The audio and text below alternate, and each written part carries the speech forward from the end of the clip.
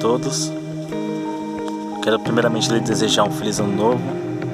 Primeiro vídeo de 2022, continuando a série de Neemias. Neemias capítulo 3, verso 3, vai dizer assim: Os filhos de Racenaá edificaram a porta do peixe, colocaram-lhe as vigas, ele assentaram as portas, seus ferrolhos e trancas reforçadas. Então, a porta do peixe vai falar de crescimento. Então, existem 3 níveis de crescimento na minha e na sua vida. O primeiro nível é o espiritual. Uma coisa que Deus nunca vai te fazer crescer financeiramente, conjugalmente, sem antes fazer te crescer primeiramente espiritualmente. Quando você lê o livro de Reis, quando o povo estava corrompido com Baal, você vai ver que antes de Deus responder com fogo do céu, primeiramente teve que ter restauração de altar.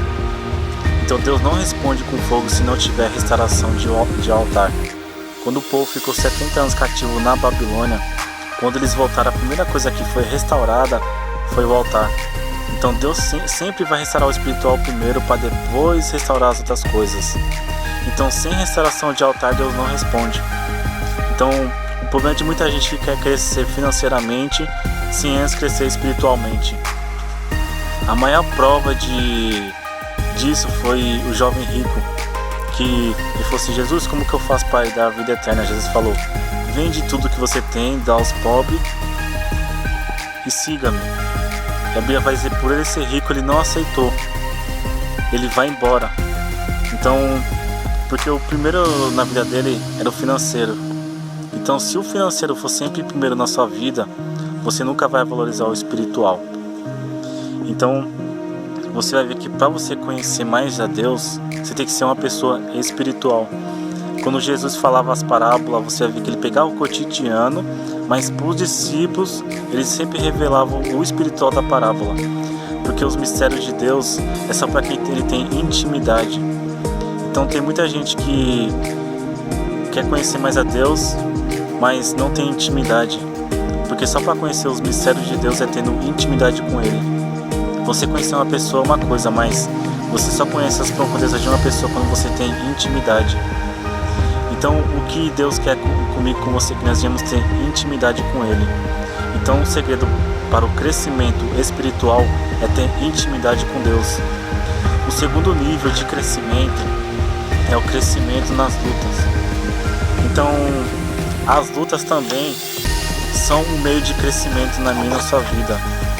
Porque quando você pega em Gênesis, em Êxodos, quando o povo está sendo afligido por Faraó, você vai ver que quanto mais jugo, quanto mais peso o Faraó colocava nas costas do povo não diminuía ou morria, o povo crescia. Quando você acompanha a história da igreja, você vai ver que o povo de Deus era levado para o Coliseu, era levado para as arenas, o povo era morto. E quando o povo era morto, ao invés do povo diminuir, o povo crescia. Matavam um cristão, no outro dia aparecia 10. Então quanto mais matava o povo, mais o povo crescia. Então com Deus, o sofrimento, dor é uma forma de crescimento.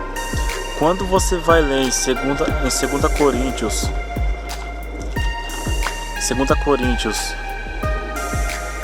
no capítulo 12, no seu verso 9, vai dizer assim, ó: Entretanto, ele me declarou: a minha graça te é suficiente, pois o meu poder se aperfeiçoa na fraqueza. Sendo assim, de boa vontade, me gloriarei nas minhas fraquezas, a fim de que o poder de Cristo repouse sobre mim. Então quer dizer que na fraqueza Deus te faz mais forte, porque você não vai ver uma pessoa forte pedindo para ter força. Normalmente uma pessoa que se sente forte, ela não vê a necessidade de buscar a Cristo, de buscar a Deus. Você não vai ver uma pessoa rica assim, na igreja, buscando a Deus. Por quê?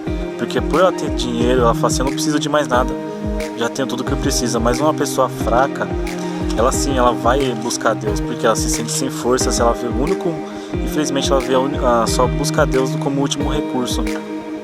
Agora você vai ver que a Bíblia vai dizer que na nossa fraqueza Deus aperfeiçoa o poder dele. Então por isso que Jesus vai dizer Em Lucas 4, no seu verso 18, quando ele vai ler o rolo do profeta, ele pega o rolo do profeta Isaías e vai dizer assim: o Espírito do Senhor está sobre mim, porque me ungiu para pregar o evangelho aos pobres, ele me enviou para proclamar a libertação dos aprisionados e a recuperação da vista aos cegos, para restituir a liberdade aos oprimidos. Então, quando Jesus vai ler o rolo, ele não vai dizer assim: eu vim para os fortes, eu vim para os poderosos, eu vim para os ricos, não. Ele vai dizer: eu vim para os fracos. Então, quando muitas das vezes eu e você sentimos fracos, sentimos, como que eu posso dizer, sem forças, achando que não tem mais meio de reverter a situação, tem sim. O nome de quem pode reverter a situação na nossa vida é Cristo. Porque Cristo veio para mim e veio para você. Porque Cristo não veio para os poderosos. Tanto é quando você vai ver na parábola da ovelha perdida, Jesus fala assim que ele não veio para aqueles que se pulsam, mas ele veio para os perdidos. Então ele veio para mim e para você. Então se você se sente fraco, sem forças, perdido, saiba que Cristo veio para você. Por isso que Cristo, quando Deus envia Moisés para o Egito, ele fala assim: fala com o eu sou, te enviou. E Jesus vai dizer: quem dizes que eu sou? O eu sou na minha vida é: se você está se sentindo fraco, Jesus é a sua força. Se você está querendo desistir, Jesus é quem tem motivo. Se você está pensando em morrer, Jesus é a vida. Então Jesus é o eu sou na sua vida. Ele é quem você precisa para seguir em frente. E o último crescimento é o numérico, que está em Atos capítulo 2, no seu verso 41. Assim todos quantos aceitaram a sua palavra foram batizados. Naquele mesmo dia juntaram-se a ele cerca de 3.000 pessoas. Então, nesses crescimentos, para ter o crescimento numérico é preciso primeiramente o crescimento espiritual. Porque tem pessoas que dizem que o que vale não é a quantidade, mas a qualidade. Mas no reino de Deus a qualidade e a quantidade andam junto. Então você vai ver que aqui Pedro, ele só pregou Jesus, só pregou a verdade, e 3.000 almas aceitaram Cristo. E depois vai dizer que mais 5.000 pessoas, e o escritor de Atos, que é Lucas, depois ele até para de contar, porque é tanta gente que vai dizer que todo dia mais gente se juntava a eles. Então você vai ver que o que fez a igreja primitiva crescer não foi ele trazendo as coisas do mundo para dentro da igreja, mas foi simplesmente pregando a Cristo. Então o segredo para o crescimento numérico, primeiramente tem que ter o crescimento espiritual e pregar a verdade. Não precisa inventar moda, trazer as coisas lá de fora para dentro da igreja, porque não é a igreja ter que se adaptar ao mundo, mas é o mundo ter que se adaptar à igreja. Porque você vai ver que há 2.000 anos está sendo pregado Jesus e até hoje vidas estão sendo transformadas. Então não é trazendo coisas que agradam as pessoas lá fora que vai fazer a mudança dentro da igreja. Não, porque a mudança tem que fazer, a igreja tem que fazer a mudança nas pessoas. Porque muitas igrejas querem se adaptar, trazer coisas pagãs para dentro da igreja para atrair as pessoas, mas está errada. Não é assim que você atrai as pessoas, mas é pregando a verdade. Porque se você for trazer algo falso para dentro da igreja, você só vai atrair pessoas falsas.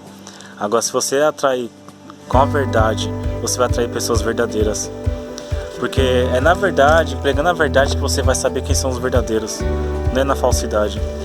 Então você vê que Pedro só prega Jesus e mais nada, e já é o suficiente para as pessoas se render aos pés de Cristo.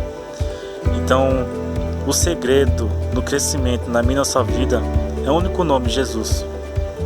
Então tem muitas pessoas que querem dar um jeitinho, mas não é com jeitinho, é com Cristo que você vai crescer na sua vida, tanto espiritualmente, financeiramente. Primeiramente, comece um compromisso com Cristo. Ano novo, quer ter uma vida nova só em Cristo. Então comece o ano com a maior proeza, buscando a Deus, indo para a igreja, porque aí sim você vai ver uma diferença na sua vida. Eu não falo isso por falar, eu falo isso porque eu também passei por essa fase e foi a melhor decisão que eu tomei na minha vida. Então meu desejo é que cada um também venha tomar essa decisão em suas vidas. Amém? Espero que esse vídeo venha edificar você, sua vida, sua família, amigos. Compartilha e comenta aqui embaixo, porque eu não vi nenhum comentário até agora nos vídeos. Comenta o que você quer que eu traga, o que você quer que eu falo. Compartilha, se inscreva e que você venha ter um ano abençoado. Amém?